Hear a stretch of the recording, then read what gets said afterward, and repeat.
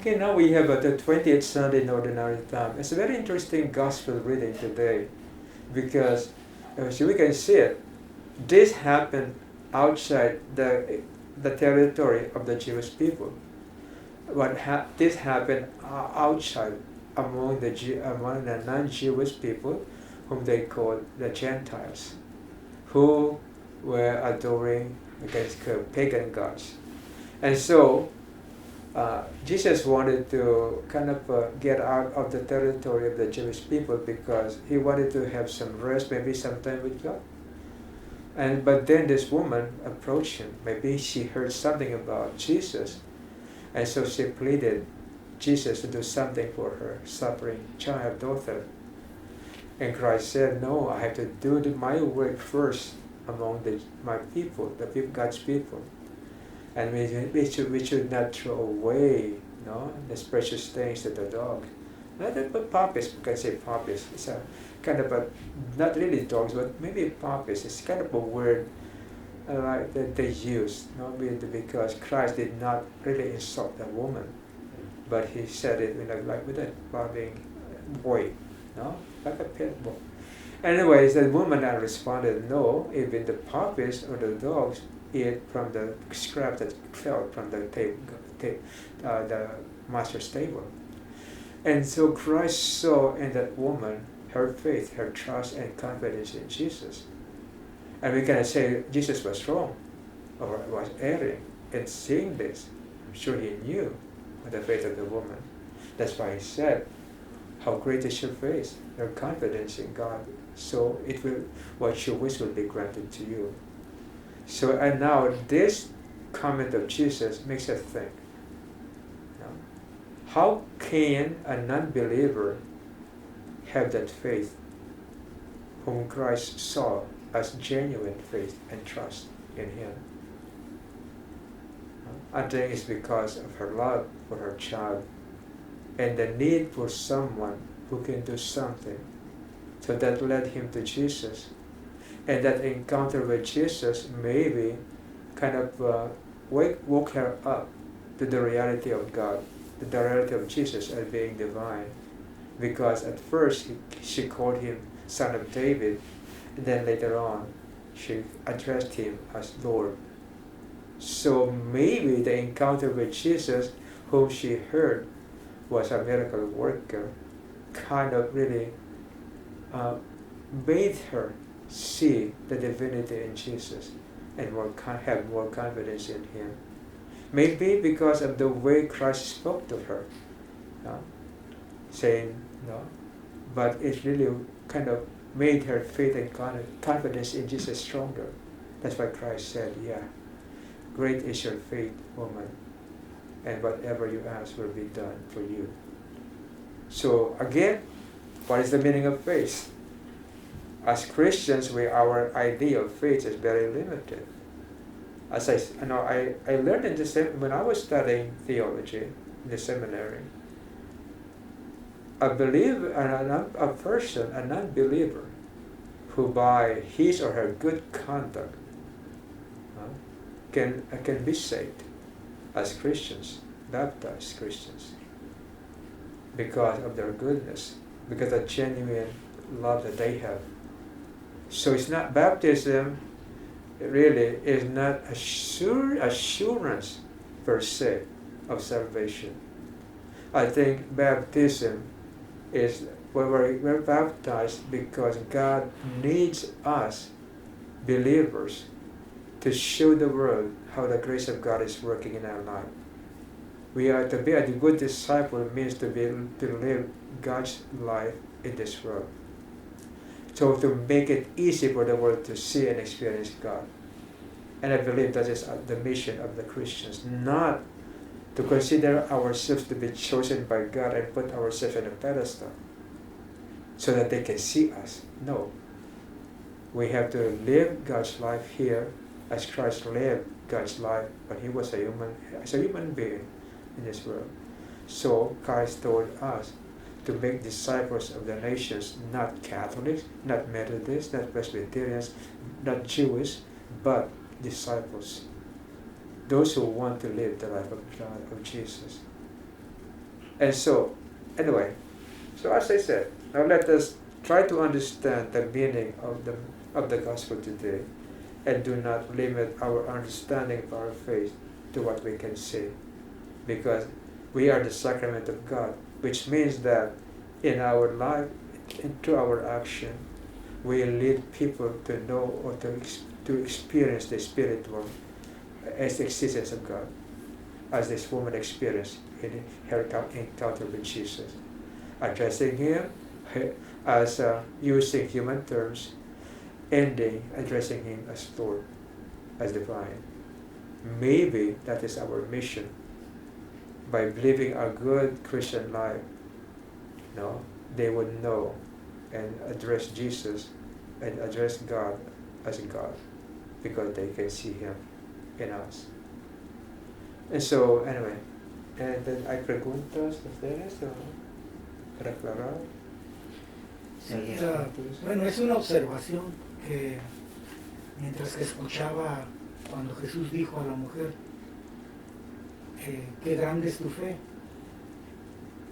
Y usted hablaba también de que somos sacramento y debemos reflejar lo que Dios ha puesto en nuestra mente y en nuestro corazón. Y me viene a la mente lo que decía yo en español, yo tenía un vecino que, no siendo de la misma denominación de nosotros, yo podía ver en él reflejaba algo que había aprendido de alguien, ¿no? Porque dice que el reflejo de nosotros, actuamos como nosotros, de donde aprendemos o de alguna manera, ¿no? Pues reflejamos eso.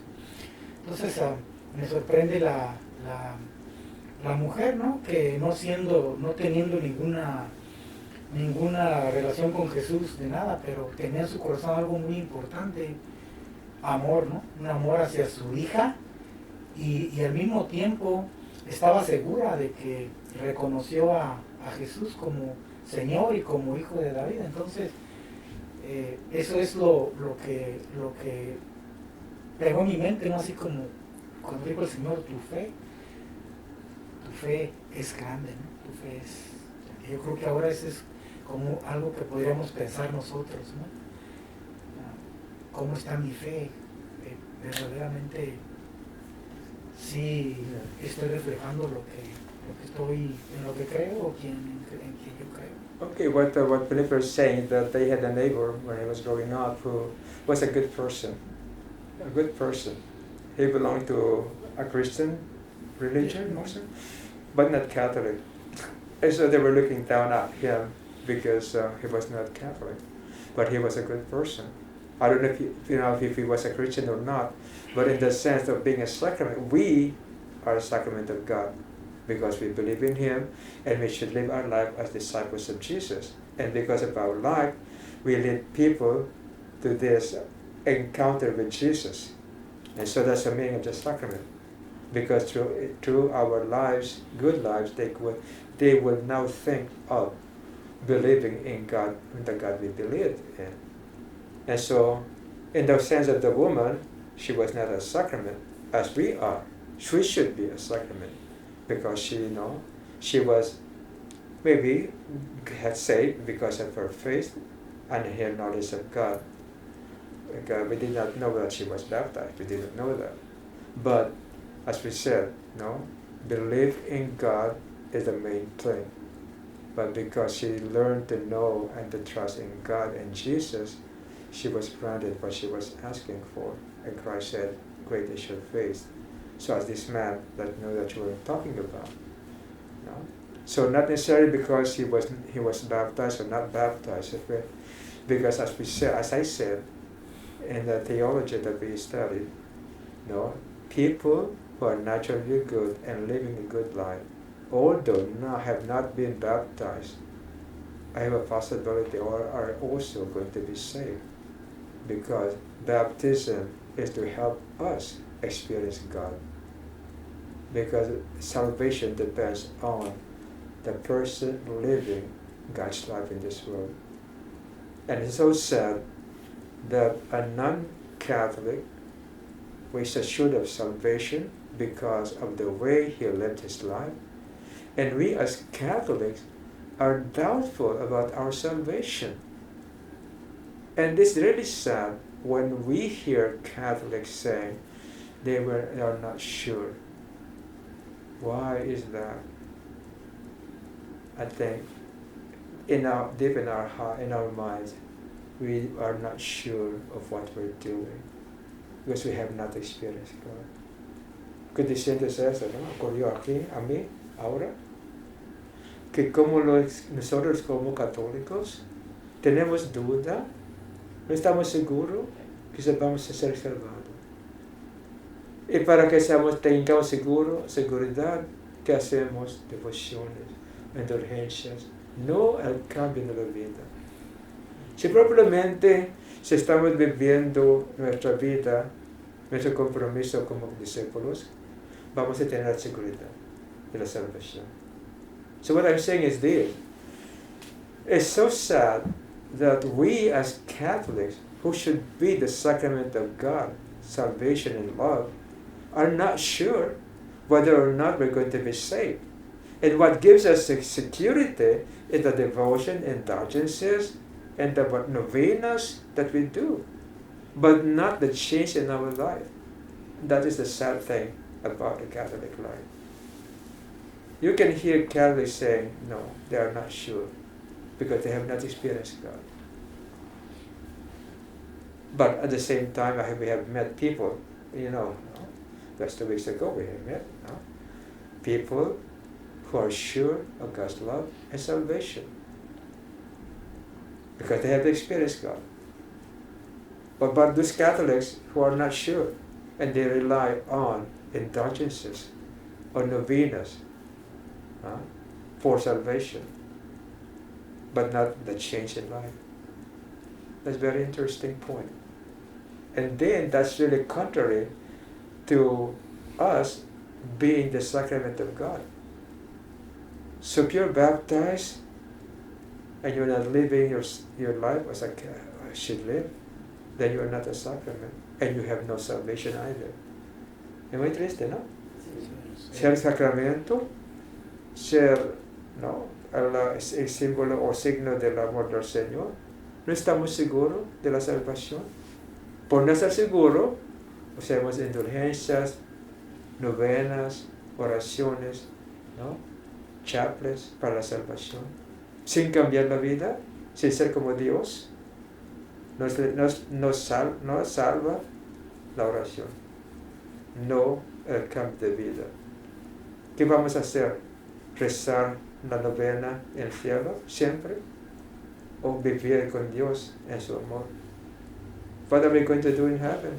If we rely on indulgences and novenas, we're going to pray novena every day before God, because that's the one that saved us. Or is it the change in life and the relationship with God that's going to save us? On the other hand, an unbeliever who recognizes Jesus as God has a very strong possibility of being saved. And we Catholics who say we believe in God and who are not able to live a good Catholic life as disciples of Jesus have doubts about our salvation. What an irony. Do we see that or not? So I hope we reflect on the gospel reading today and really question ourselves. How are we living our Catholic life? And if you have questions, please let us know. That's the only way we can know if we are getting to you, through you, or not. Okay, thank you. Thank you.